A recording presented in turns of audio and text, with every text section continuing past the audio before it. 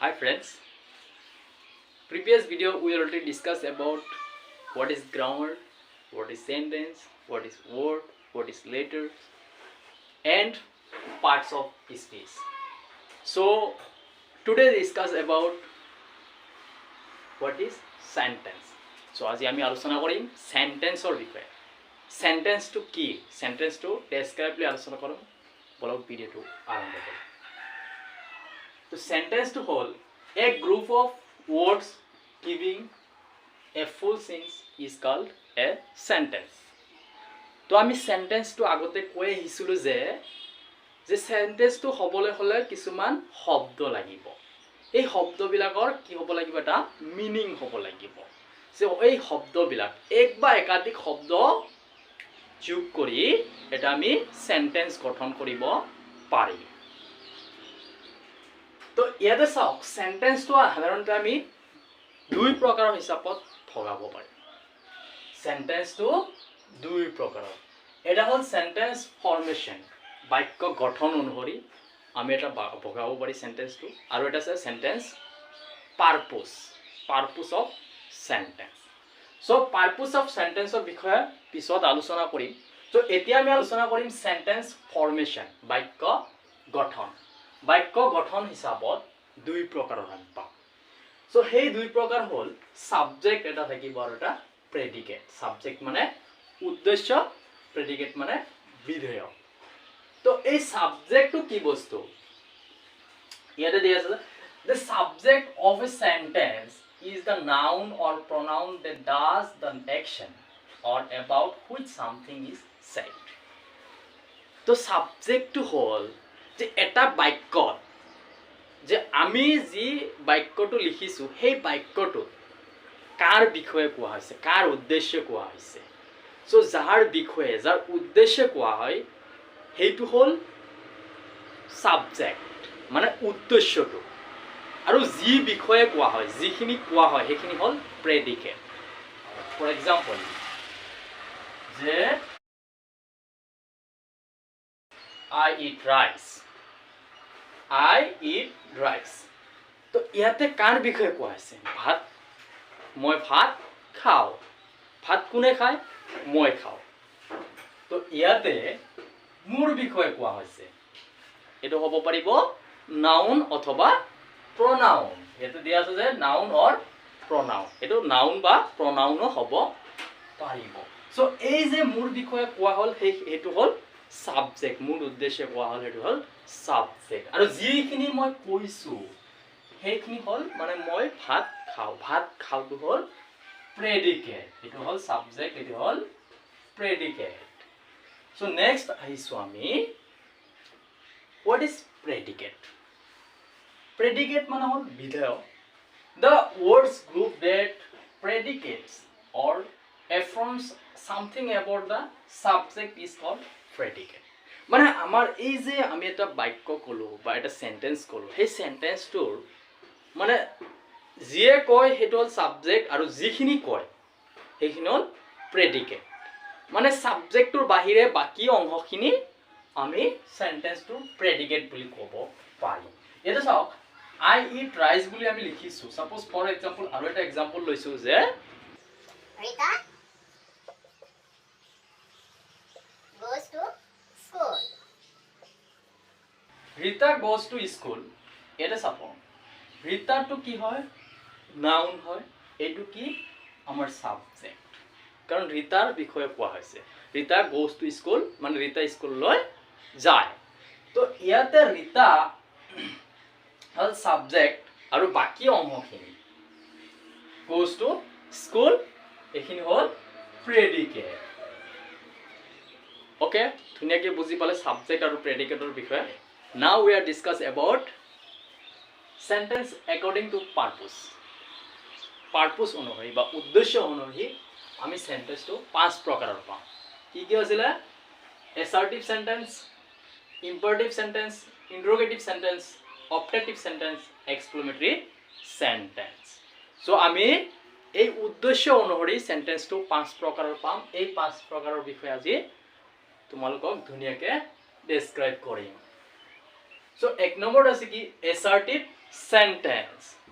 Assertive sentence মানে হল বৰ্ণনামূলক বাক্য যি বাক্যই নেকি আমাক কি কৰে বৰ্ণনা কৰে বা simple sentence বুলি আমি ক'ব পাৰি so it is what an assertive sentence is a sentence that gives a statement assertive sentence এটা এনেকুৱা sentence যি কি কৰে আমাক কি কৰে এটা statement দিয়ে মানে ফুল ষ্টপৰে শেষ কৰি তো আৰু কি কৈছে an assertive sentence always being with a subject আৰু assertive sentence to সদায় কি হ'ব এটা সাবজেক্ট এৰ আৰম্ভ হ'ব ফৰ এক্সাম্পল যদি আমি চাও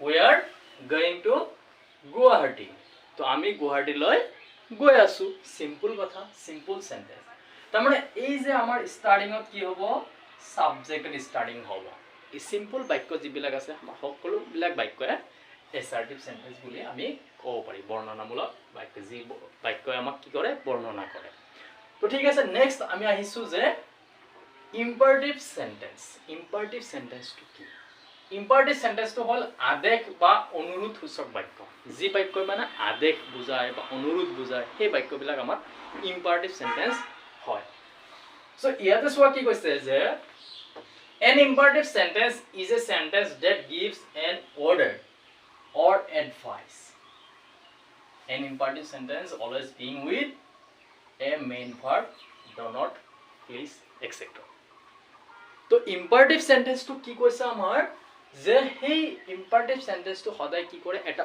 order নহলে এটা advice সো ইয়াৰ এইবিলাক সেন্টেন্সে আমাৰ imperative sentence হয় আৰু এই সেন্টেন্স to সদায় কি হয় মেইন ভাৰ্ব বা ভাৰ্বেৰে আৰম্ভ হয় বা ডনত ভাৰ্ব ডন্ট বা প্লিজ মানে এনেকুৱা ভাৰ্বেৰ জৰিয়তে আমাৰ সেন্টেন্স এটা আৰম্ভ হয় for example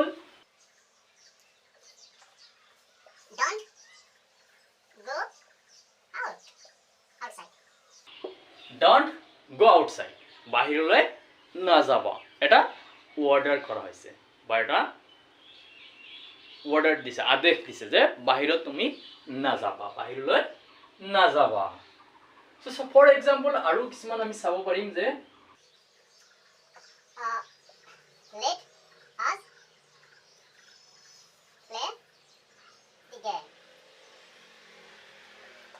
let us play the game বলা আমি খেলখন আৰম্ভ কৰো বা আমি খেলো ঠিক আছে সো এই যে আমি যিবিলাক বাক্য প্ৰথমতে মেইন ভার্ব বা ভার্ব বা ডনত বা please give me a glass of water তো প্লিজ মানে রিকোয়েস্ট কৰা বা আদেশ দিয়া অনুৰোধ কৰা এইবিলাক বাক্য হল আমাৰ imperative sentence sentence according to purpose বাক্য উদ্দেশ্য অনুসৰি আমি কি পাঁচ প্ৰকাৰৰ পাইছো তাৰ ভিতৰত এতিয়া আমি আলোচনা কৰিম interrogative sentence প্ৰশ্নবোধক বাক্য interrogative sentence মানে হল প্ৰশ্নবোধক বাক্য so an interrogative sentence is a sentence that asks a question an interrogative sentence always begins either with an auxiliary or a question word তো interrogative sentence to কি হ'ব লাগিব আমাৰ সদায় question mark হয় বা সদায় প্ৰশ্নবোধক বাক্যবিলাক interrogative sentence বুলি আমি কওঁ সো ইয়াতে interrogative sentence হ'বলৈ হলে কি কৈছে যে সদায় এটা auxiliary verb নহলে question word ৰ জৰিয়তে আৰম্ভ হ'ব লাগিব সো আমি যদি এটা এক্সাম্পল চাও for example have you done the sum have you done the sum তুমি অঙ্কটো কৰিলা নে তো ইয়াতে have is আমি have দিছো have to কি হয় এটা auxiliary verb সাধাৰণতে আমাৰ কেইটা 24টা ইয়াৰ উপৰি আৰু তিনটা আছে এই 24টা আৰু তিনটা মিলি 27টা হয় সো এই 27টা auxiliary verb আৰু তিনটা কি আছে আমি যেতিয়া ভাৰ্বৰ বিষয়ে আলোচনা কৰিম তো তেতিয়া আমি এই ভিডিওটো ধুনিয়াকৈ আলোচনা কৰিম WH কোৱেশ্চনৰ আমি কেনেকৈ ইন্টাৰোগেটিভ সেন্টেন্স এটা লিখিব পাৰি সো এটা এক্সাম্পল দিছো যে where from are you তো where from are you তুমি কৰ পৰা বা তুমি কৰ পৰা কৈছা বা তুমি কৰ পৰা সো এই যে আমি ইন্টাৰোগেটিভ সেন্টেন্সৰ প্ৰথমতে কি দিব লাগে এটা হয় WH কুৱেশ্যন থাকিব লাগিব নহলে অক্সিলাৰি ভাৰ্ব বা এটা ভাৰ্ব থাকিব লাগিব এতিয়া আমি আলোচনা কৰিম অপটেটিভ সেন্টেন্স অপটেটিভ সেন্টেন্স মানে হল ইচ্ছাসূচক বাক্য এই যে মনৰ ইচ্ছা বা উইশ কৰা ব্লেস কৰা সো এইবিলাক হল optative sentence. An optative sentence is a sentence that express a wish, bliss or curse. So as a optative sentence বিলাকে কি কৰে আমি মানুহক যেতিয়া উইশ কৰো বা ব্লেস কৰো suppose for example যে I wish happy birthday to you. So for example আমি এটা লৈছো যে may God bless you. May God bless you. আমি যদি আৰু এটা এক্সাম্পল লওঁ for example may you long live যে তুমি দীৰ্ঘজীৱী হোৱা সো এই যে আমি মনৰ যিবিলাক উইশ কৰোঁ মনৰ পৰা উইশ কৰোঁ ব্লিছ কৰোঁ বা কাৰ্ডছ কৰোঁ সো এইবিলাক হ'ল আমাৰ অপটেটিভ সেন্টেন্স সো নেক্সট আমি আহিছোঁ যে এক্সক্লেমেটৰী সেন্টেন্স আশ্চৰ্যবোধক বাক্য exclamatory sentence an exclamatory sentence is a sentence that express certain feelings এই যে আমাৰ এক্সক্লেমেটৰী সেন্টেন্সটো হ'ল আমাৰ sudden feelings হোৱা ফৰ এক্সাম্পল ইয়াতে এটা হাফ oh my god এই যে আমি যেটো sudden যিবিলাক আমাৰ ফিলিংস বিলাক আহে যিবিলাক আমাৰ ৰিঅ্যাকশন আহে অ্যাকশন এইবিলাক হ'ল এক্সক্লেমেটৰী তো যদি আমি এটা এক্সাম্পল লওঁ ফৰ এক্সাম্পল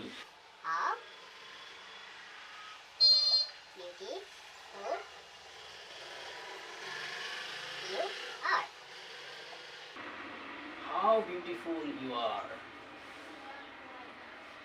তো এক্সক্লেমেটৰী সেন্টেন্সত কি হয় আমাৰ এই এক্সক্লেমেটৰী যেটো সিন আছে এই সিনটো আমি দিব লাগিব মানে হঠাৎ কোনো এটা সাডেনলি কোনো এটা ঘটনা হোৱাতে আমাৰ মুখেৰে যিবিলাক শব্দ ওলাই যিবিলাক বাক্য ওলাই সেই শব্দবিলাক হ'ল আমাৰ exclamatory how beautiful you are তুমি কিমান যে দুনিয়া হয়নে এনেকুৱা বাক্যবিলাক আমি যেতিয়া পঢ়িম তেতিয়া আমি এই এক্সক্লেমেটৰী সেন্টেন্সবিলাক পাম আৰু এটা এক্সাম্পল লৈছো যে